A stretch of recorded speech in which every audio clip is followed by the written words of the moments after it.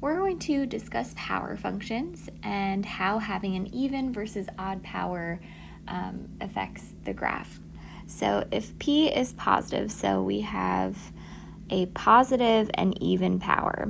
So something like x squared, x to the fourth, x to the sixth, versus if it's odd, you have something like x cubed, x to the fifth, x to the seventh, and so on.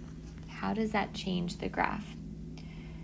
So for the even powers, our shape was like a big U. We call it a parabola. No matter whether it was x squared, x to the fourth, or x to the sixth, they all had those shapes. Versus with the odd powers, it looked like this.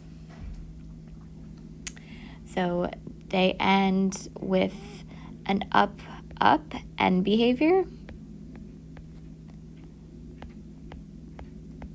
For even versus odd is a down, up, end behavior. Falls left, rises right. They have different symmetry.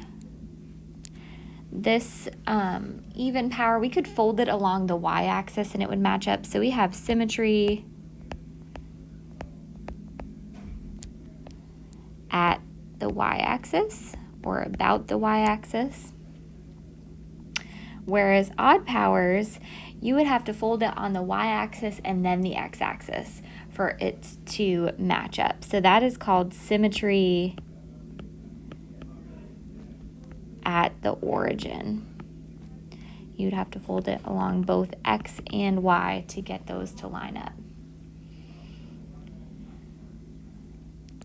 If we think about the center of the graph, the one thing they have in common is they're both centered at the origin. Centered at the origin. They both go through 0, 0, and then have points going off to the left and to the right that are centered at the origin. If we think about the steepness, another thing they both have in common is a higher power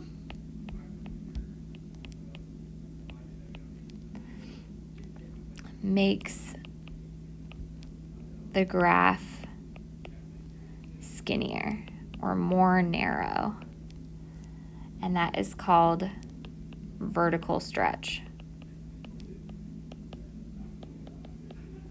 So they have some differences in shape. Even is a U, odd is going to have that down, up, end behavior, falls left, or falls left and rises right. They have symmetry that is different, symmetric about the y-axis if you're looking at the U shape versus symmetric at the origin for the odd powers. They both are centered at the origin. And they both are centered in a way that having a higher power makes the graph skinnier. It has the vertical stretch.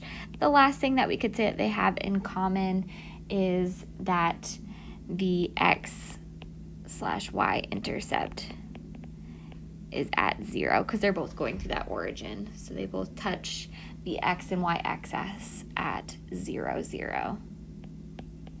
So the y-intercept is at 0 and the x-intercept is at 0.